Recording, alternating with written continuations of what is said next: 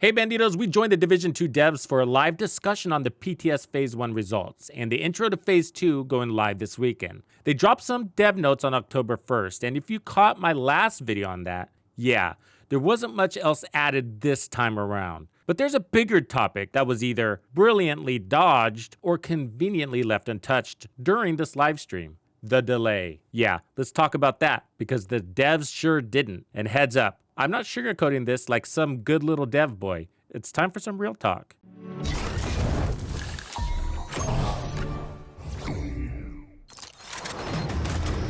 Piece of shit wristwatch. Did you hear the news? Oh wait, probably not, because it hasn't been officially announced. So I'll say it right here. Season 2 and Season 2.0 has been delayed. But according to the devs, oh no, it's not a delay. Let's hear how they're spinning it. The throwback event, the thing that I hinted at last time, and maybe it was a little bit premature, maybe I was not supposed to, but then again, who's gonna stop me? I'm already talking, right? So we just wanted to clarify a few things since it also raised a few questions from you guys. So first and foremost, this is the event that gonna be starting next week on October 8th. And the main idea behind the event is so exotics from previous seasons.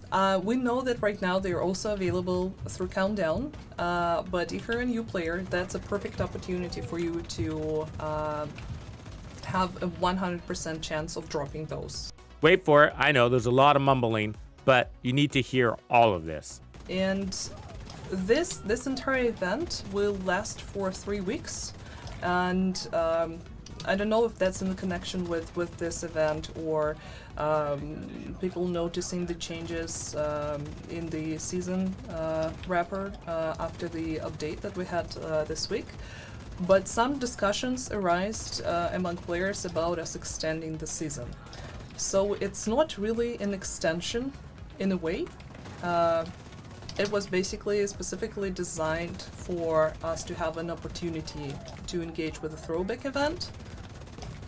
And also probably gonna mention it, like whenever you see end dates for seasons in the calendar, do not assume that this is when the season will end or when the next is going to be released, because we update those wrappers almost all the time. Yeah, always take this with a grain of salt. We usually always put fake dates there because we don't want the season end date to reveal the start of the new season. So the throwback event is really here to in a way do a last farewell to the old season model. No, I was just talking about the seasonal extension that caused some uproar within the community, which is not really an extension, but at the same time. Well, we've never confirmed the date, so so it's you take it as you want. But again, the date that you see in game is you should never, or you should always take that with a big grain of salt, because that date, if you actually pay attention, you will see it changes. So some discussions arose around extending the season. It's not really an extension, it's a way to enjoy the throwback event. We always put fake dates there to conceal the real end of the season. Oh, and we never announced Season 2 launch date, so take it as you will. I see. It's not an extension because they never officially told us the end date, so it's totally fine, right? Except let's be real. Season 2 isn't arriving at the end of this season, which, by the way, just ended. And using my superpower of basic deduction, that means it's not coming in the next 3 weeks either.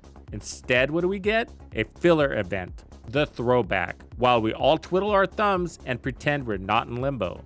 Good talk, devs.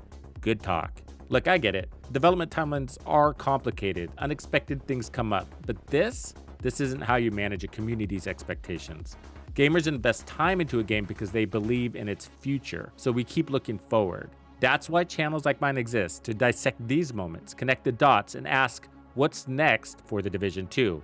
But when the devs give us nothing, well, that's when the frustration kicks in, not just for me, but for everybody that loves this game and wants to see it thrive. And don't even get me started on the 2025 DLC. We don't even know when Season 2 is dropping, and they expect us to be patient for DLC in 2025? Come on.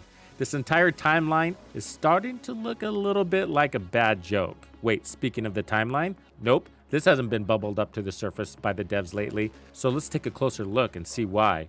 So there's nothing between Year 6 Season 2 and the DLC in Brooklyn. So the gap period between Season 1 and Season 2, it was likely planned a while ago, my friends. Think, well, why? If they launched Season 2 right now and we played through it, guess what? We'd hit a massive void before the DLC drops. So by delaying now, they're avoiding that awkward gap later. Smart? Maybe. Annoying?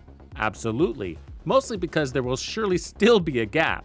But instead of rerun seasons like they did before, we get a throwback event. Don't be fooled, throwback is a reskin of old tactics. Well played though. Here's why this matters. Season 1 of Year 6 was, frankly, a mess. 2 seasons in a row with trash tier gear, exotics that no one cares about, and the manhunt, basically the same old grind we do every day, except with a slightly different voice memo at the end. The Keener encounter, alright, I'll give them that one. But the rest, weak. And the worst part, this seasonal calendar dragging on for 4 months. Now we've got a delay that's essentially just dragging out the same lackluster content from Season 1 even further. So we get to enjoy that crappy gear and those bad exotics longer.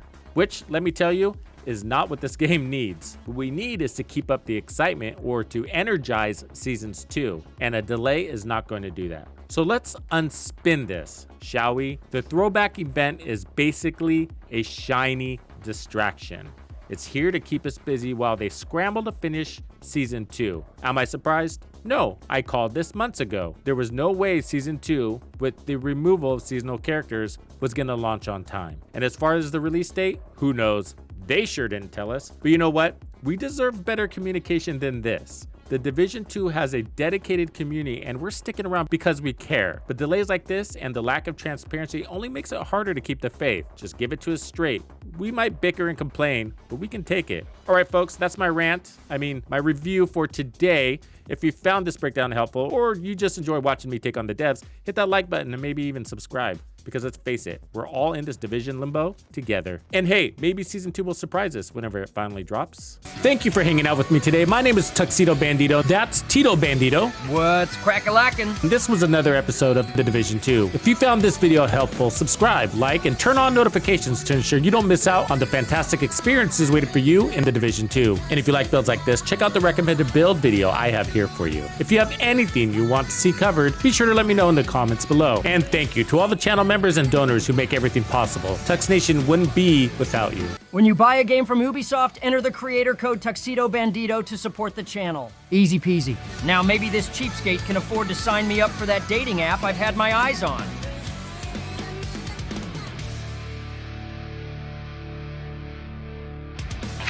Follow me. I get it.